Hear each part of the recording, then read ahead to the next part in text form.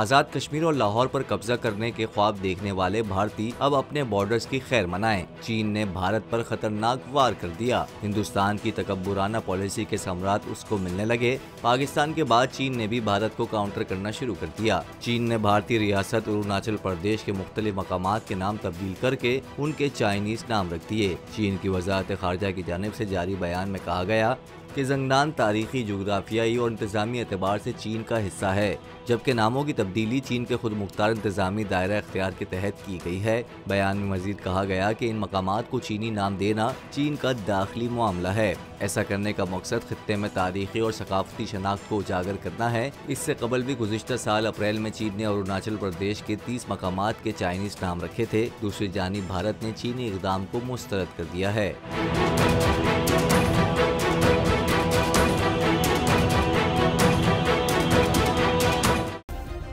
Subscribe करें और bell दबाएं ताकि कोई खबर रह न जाए।